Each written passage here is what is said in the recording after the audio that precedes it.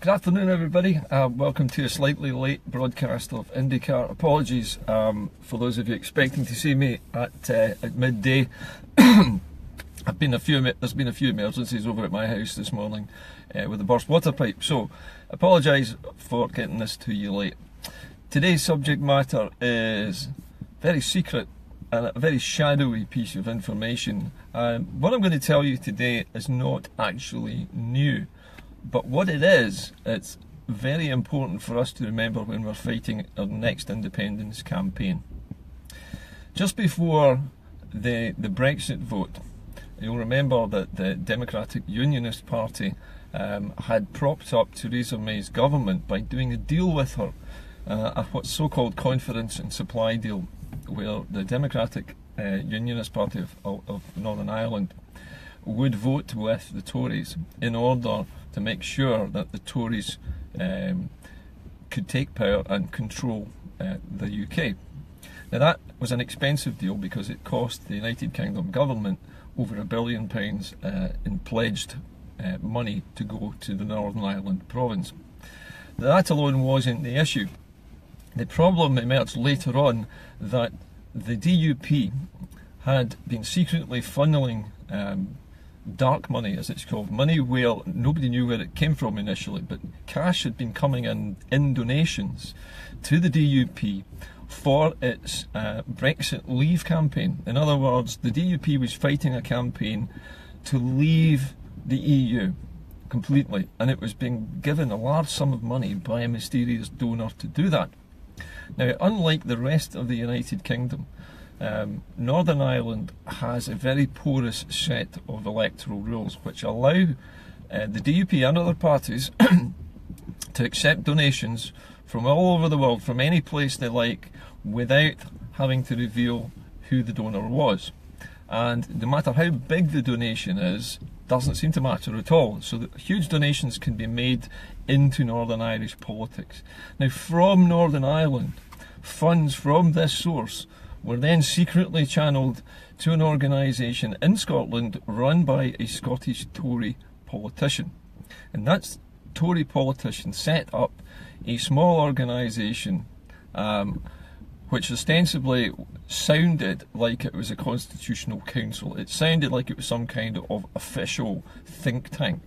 But in fact, it has no legal status in the United Kingdom. It's not a registered company at Companies House. There are no directors. There are no audited accounts. There are no office bearers. There is nothing official on paper to say that this organisation exists, other than the fact that the name exists.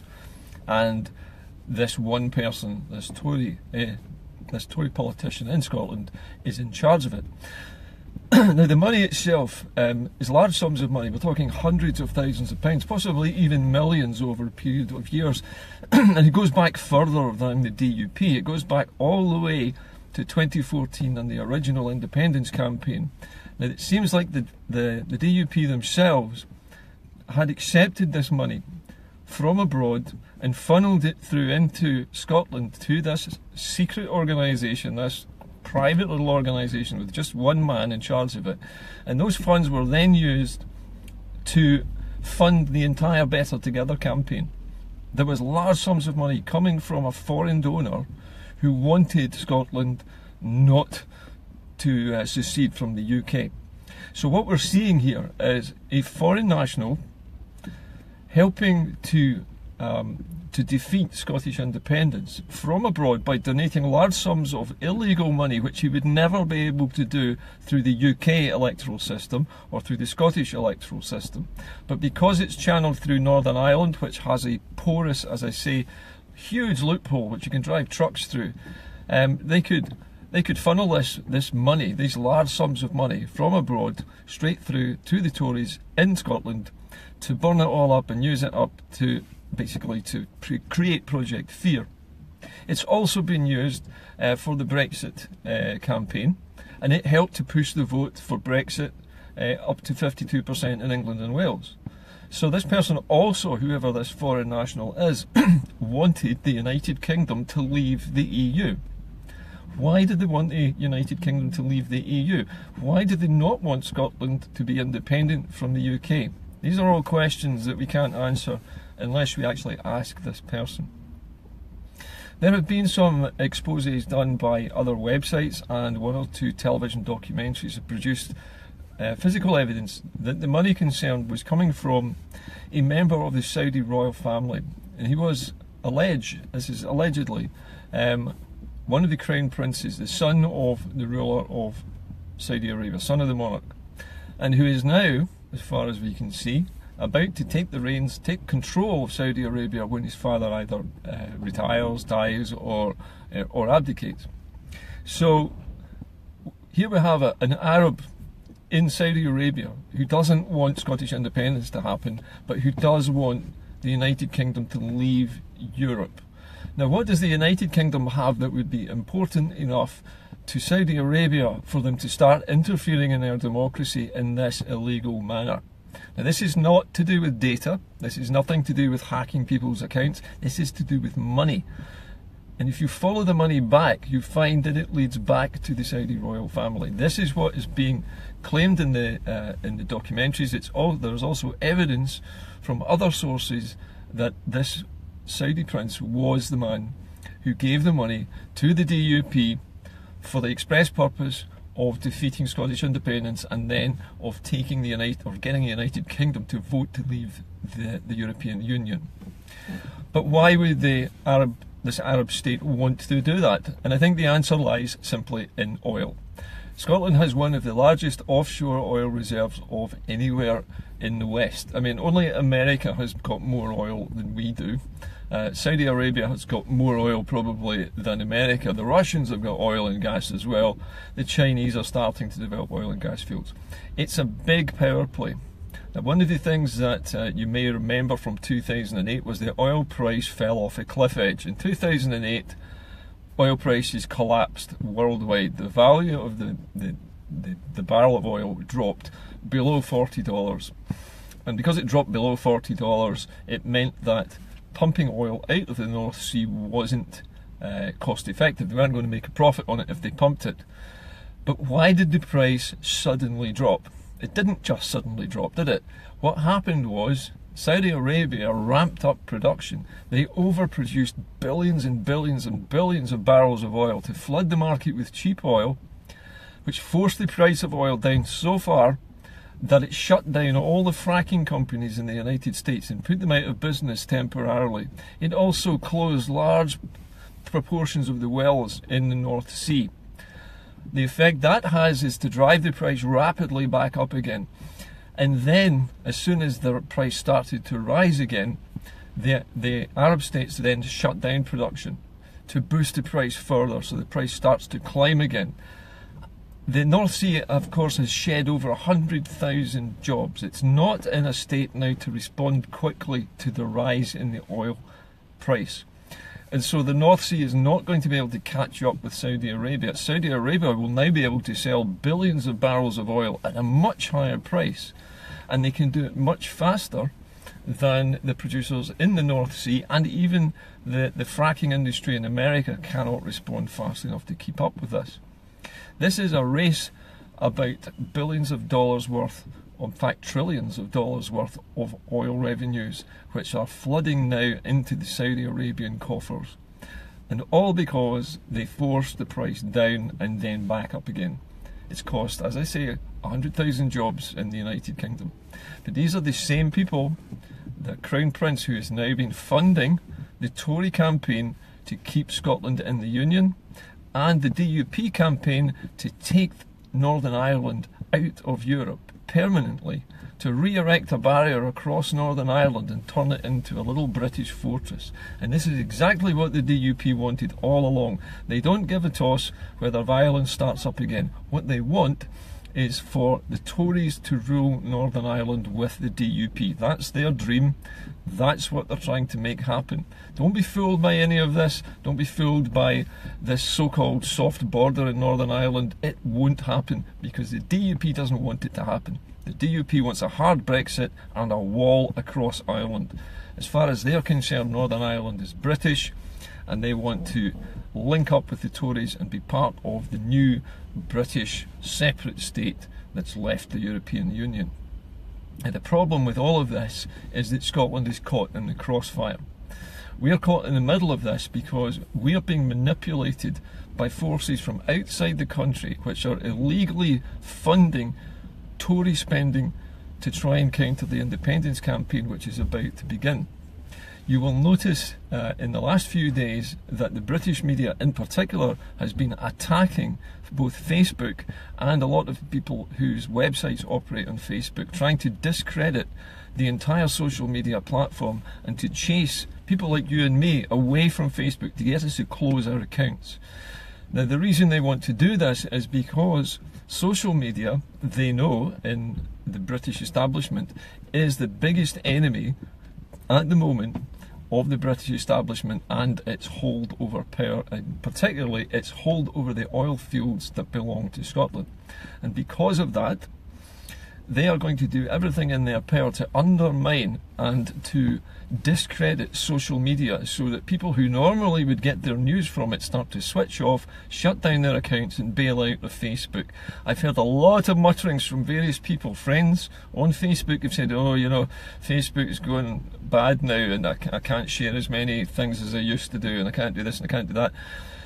Facebook has got an algorithm which limits our activities to some degree, but we can get around them. But the point is, if we bail out of social media, then that leaves only one media in the UK, and that's the one controlled by the state. And this is something which we, as activists, cannot allow to happen. None of us who want to see Scotland becoming a nation on its own again, and I don't claim that we're going to... We're not campaigning for independence. We're campaigning for Scotland itself as a nation to just extract itself from the British Union. I'm campaigning for the dissolution of the treaties of union. Scotland is already financially independent of the United Kingdom completely. It washes its face. It makes money. It lives in profit. It never has a deficit. We are definitely not too poor. In fact, even without any oil whatsoever, Scotland is wealthy enough to go it alone and actually get wealthier. Oil is, as somebody once said, the icing on the cake. And that's if you want the cake smothered with a ton of icing, because with Scottish oil revenues, as well as our existing profits from our overseas exports, the Scottish oil revenues are worth 10 times what we make in export orders. 10 times. Easily 10 times what we make in export orders. And do you think for 1 minute that the British state will want to let go of those oil fields? No, they won't. Remember, Britain is tied at the hip to Saudi Arabia. We supply them with weapons, they're supplying the Tories with money to keep Scotland in the Union. They're supplying the Tories with money to keep Northern Ireland from having a soft border with Southern Ireland. They're basically paying unionism, and they're propping it up with Arab oil money to keep things as they are. The Arabs want to keep control over the North Sea oil fields because it helps them keep the price of their own oil high. If they lose their grip on Britain and they lose their special trading relationship with the UK, or the UK is diminished in some way or loses its oil fields, then these Arab states cannot guarantee the price of their oil anymore, because the North Sea oil revenues would be governed by the Scottish people who would own them, and we could decide how much oil we wanted to sell on the market, how much should be pumped, how much should be left on the ground. And remember, the Arabs have been doing this in Saudi Arabia for a very, very long time, and Saudi Arabia as a state was set up by the United Kingdom, and the Saudi family was installed by the British state as the rulers of that kingdom. So Saudi Arabia and the United Kingdom are joined at the hip, have been for decades, for over a century now. So what we are not hearing about in any of the newspapers is the fact that all of this is being done to manipulate the United Kingdom. These are forces outside even the Tories' control. These are forces much larger than anything we've seen before. And Scotland is caught in the middle. We're the pawns. We are the little local yokels who happen to live in the oil fields whose land it is. We're like the indigenous North American Indians when white settlers arrived and took over America. We have a bit of land that they want. We have the real estate that contains the oil that they want. And they're going to control us and force us to just accept whatever they wish. Well, no, I'm afraid that's not going to happen. When it comes to Friday's meeting outside Holyrood for the Hands Off Our Parliament demonstration, we're not just demonstrating to protect our Parliament, we're demonstrating to protect what belongs to us, not just the Parliament. We will need that when we separate from the United Kingdom and go back to being a normal state again, go back to being a normal country by ourselves doing our own thing. We're not a normal country at the moment. We're being exploited, we're being held back, we're being held down, we're being repressed and suppressed by both Britain and Arab oil states now. These big forces don't need to defeat us though, and we need to remember that social media is not a pariah. The British media wants you to think that Facebook, Twitter are all nasty, horrible places where you cannot speak freely. They want you to think that you should be scared when you go online. They want you to believe that you're going to be abused and that you're going to be threatened. No, you're not going to be abused and threatened. Anybody who watches my show regularly will know that I've never abused or threatened anybody at any time during any broadcast, and yet I've been abused and threatened for making these programs. So it's a lot to think about, and I know that it's a complicated sort of geopolitical, it sounds like a conspiracy theory, but actually it's true. And the facts that I've given you today can be verified from other sources. The money can be traced back to the Saudi prince. They know where it came from. They know where it went, how it went through the DUP, how it found its way into Scotland, how it became under the control of this conservative politician, and how it was then used to try and defeat the Yes campaign in the first referendum, and how it also has been used since to win the Brexit vote and to make sure the DUP prop up the Tory party in Parliament. All of these things, all of these events did not happen because they were just voted for. They happened because money from Saudi Arabia was used to influence the vote, to advertise, to push the message. And this is what we face. We face a very large, very well-funded opposition with illegal funds from foreign countries which want to exploit our oil, not to steal it, but to keep it in the ground so that their oil is worth more. That's what this is about. It's not about politics, it's not about flags, it's not about history, and it's not about the Union Jack. It's simply about money and oil, and it always was. This is why the BBC is consistently moaning on that oil is running out, that investment is dropping, that it's not worthwhile, that it's a big burden on Scotland. Why is that? Why is oil a burden on anybody? There is no other country in the world which has found oil and got poorer, and yet we have. Think about that. That doesn't make sense, does it? The reason for it is the money's going somewhere else, isn't it? And if the oil isn't coming out of the sea and it's not being pumped, whose fault is that? Who's influencing that? Ask yourself these questions and look at the facts. And check the facts online. Have a look at the dark money for the DUP. Have a look at the Organisation for Constitutional, I can't remember what it's called, the OCD or something like that, but there's this organisational, this constitutional organisation set up by the Tories. You will find it if you look hard enough. I'll get you more details on it. I've had a look at half a dozen different documents and different sources for this material, and they are verifiable. And this is a fact, that there is money pouring in through Northern Ireland to fund the anti-independence campaign that the British state is trying to fight. They're getting their help from Saudi Arabia against Scotland because the Saudis do not want the Scottish oil fields under our control. And that's the basic fact. Anyway, I've got to go now. Check these things out. Okay, don't just believe what I say. I'm only one person, and these stories, or this particular story and these facts came out several months ago, but since then nothing has been heard of them. But just remember that everything that happens in the second independence referendum, everything that works against us, is being paid for by Saudi Arabia.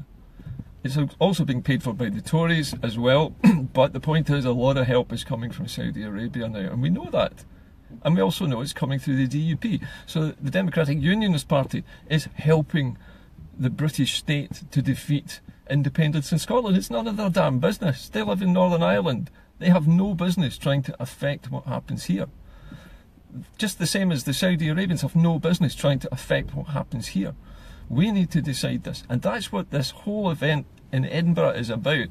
We need to take back control, protect what's ours, protect our parliament, protect our resources, and say in the next referendum, we've had enough, we're dissolving this union and we're going to take back control of what is ours. You've taken enough from us. And we're not going to let any foreign national start interfering in our democracy. It's happening all over the world, and it's not the Russians this time that are doing it. It's definitely not the Russians. This is definitely coming from the Middle East. I'll see you later. Bye for now.